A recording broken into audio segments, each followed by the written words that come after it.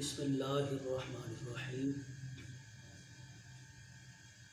ان اللہ و ملائکتہ یصلون علی النبی یا ایہا الذین آمنوا صلوا علیہ وسلموا تسلیما صلاۃ والسلام علیکہ یا سیدی یا رسول اللہ وعلی آلک و صحابک یا حبیب اللہ۔ سب بشارت کی اذاں تھے تم اذاں کا مدعا ہو، سب بشارت کی اذاں تھے تم اذاں کا مدعا ہو، سب کی ہے تم تک رسائی بارگاہ تک تم رسا ہو۔ آج ہم بات کریں گے درود و سلام کے بارے میں۔ سب سے پہلے ہم یہ دیکھتے ہیں کہ قرآن مجید فرقان حمید جو ایک روشن کتاب ہے، اس میں ہمیں کیا ملتا ہے۔ پارہ نمبر 22 اور رکوع نمبر ہے 4۔ خالق کائنات نے فرمایا ان اللہ و ملائکتہ یصلون علی النبی، بے شک اللہ اور اس کے فرشتے درود بھیجتے ہیں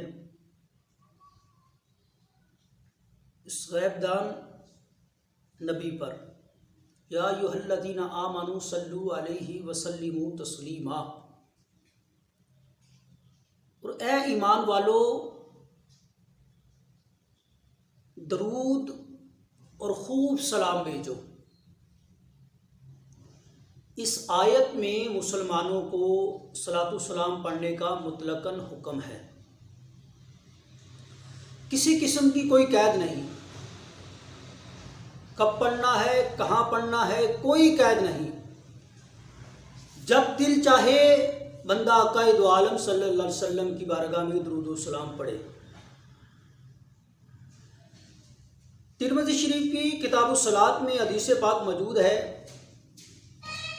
ان اول الناس بی یوم القیامت اکثرہم علی الصلاۃ، بے شک قیامت کے دن لوگوں میں سے میرے زیادہ قریب وہ ہوگا جو مجھ پر زیادہ درود پاک پڑھتا ہوگا۔ حضور سید عالم صلی اللہ علیہ وسلم نے فرمایا الاعمال موقوفۃ والدعوات محبوسۃ حتی یصلی علی اولا و آخر، فرمایا تمام اعمال ٹھہرے رہتے ہیں، تمام دعائیں رکی رہتی ہیں، یہاں تک کہ وہ میری بارگاہ میں اول و آخر درود و سلام پڑھے۔ اب ہم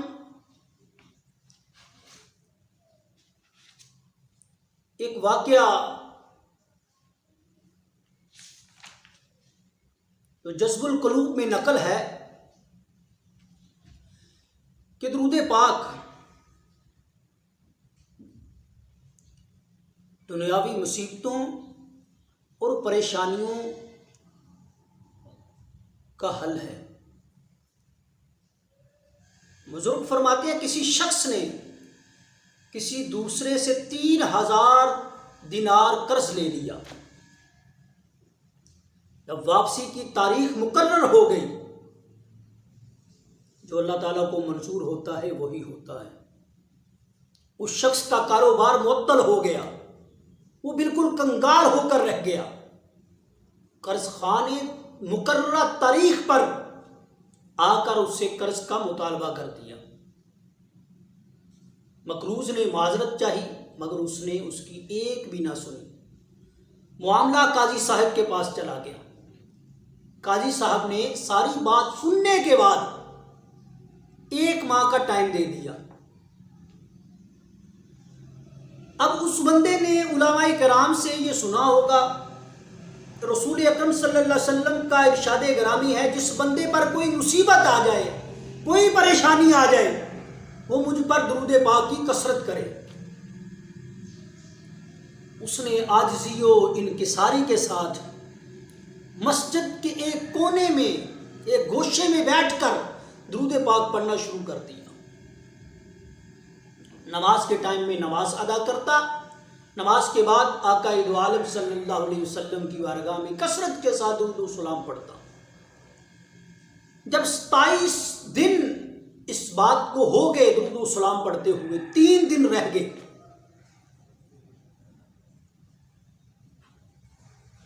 تو وہ بندہ رات کو سویا، اس نے خواب میں دیکھا کہ کسی کہنے والے نے کہا کہ اللہ کے بندے تو پریشان نہ ہو. وہ آقا دو عالم صلی اللہ علیہ وسلم کی بارگاہ میں درود و سلام بھیجتا ہے، تیرے پریشانی کا حل یہ ہے کہ جو اس وقت کا وزیر ہے علی بن عیسیٰ، اس کے پاس جا، وہ تیرا قرض ادا کر دے گا. جب وہ صبح اٹھا، بیدار ہوا تو خوشحال تھا، پریشانی ختم ہو چکی تھی، مگر خیال آیا کہ اگر وزیر نے مجھ سے کوئی دلیل پوچھ لی کہ تیرے پاس کیا دلیل ہے کہ میں تجھے 3000 روپے قرض دے دوں، کہ کسی بزرگ نے تجھے کہا ہے. بہرحال وقت گزر گیا. جب پھر رات آئی تو اس نے پھر خواب دیکھا کہ آقا دو عالم نور مجسم شفیع معظم صلی اللہ علیہ وسلم کا دیدار نصیب ہوا. قسمت جاگ اٹھی، قسمت کا ستارہ چمک اٹھا.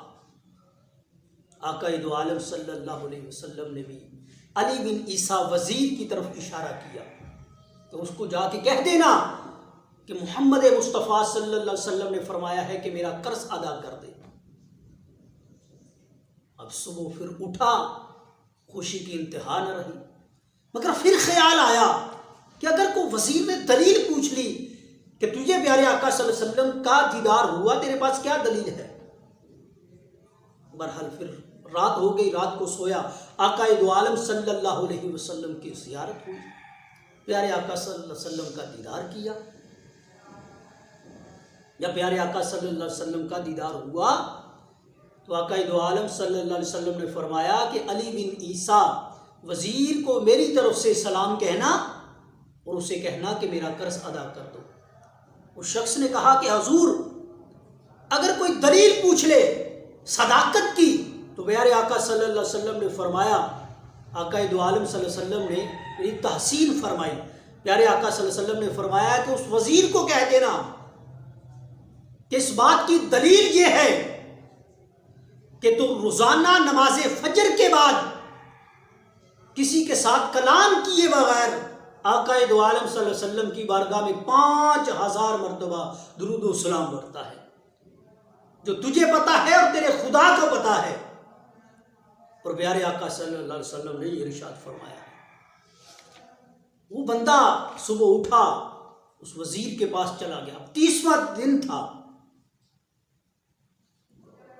آخری دن تھا.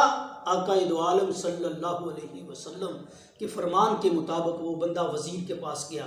اس نے اپنی خواب سنائی اور درود پاک کے بارے میں بھی بتایا کہ تو 5000 مرتبہ پیارے آقا صلی اللہ علیہ وسلم کی بارگاہ میں درود و سلام پڑھتا ہے. وہ شخص اپنے گھر میں گیا، وزیر، اس نے 9000 درہم دینار لا کر اس شخص کو دے دی. اس سے کہا 3000 تیرا قرضہ ہے، 3000 تیرے راشن کے لیے اور 3000 تیرے کاروبار کے لیے. اس شخص نے لیا اور قاضی صاحب کے پاس آ گیا. قاضی صاحب کو سارا واقعہ سنایا. جب درہم دیے تو قاضی صاحب نے کہا کہ واقعہ ہی اس طرح؟ اس نے کہا جی حضور. تو اس قاضی نے 3000 درہم اس کی طرف سے اس قرض خواہ کو دے دیا کہ تو اکیلا ثواب، یہ وزیر علی بن عیسیٰ اکیلے ثواب کیسے لے؟ میں بھی ثواب لینا چاہتا ہوں تاکہ میرا بھی نام پیارے آقا صلی اللہ علیہ وسلم کی بارگاہ میں آ جائے. آقا دو عالم صلی اللہ علیہ وسلم سے محبت، جو قرض خواہ تھا اس نے وہ 3000 درہم اس کو دے دیے جس نے قرض دیا تھا. کہا کہ نہیں، میں بھی پیارے آقا صلی اللہ علیہ وسلم سے محبت کرتا ہوں، میں بھی پیارے آقا صلی اللہ علیہ وسلم سے پیار کرتا ہوں. یہ جو 3000 درہم ہے تو لے لے اور اپنے گھر میں چلا جا، اپنے بچوں کی کفالت کر. اب پتہ یہ چلا کہ پیارے آقا صلی اللہ علیہ وسلم کی بارگاہ میں درود و سلام پڑھنے کا کتنا فائدہ ہے، پریشانیاں دور ہو جاتی ہیں، قرض دور ہو جاتا ہے۔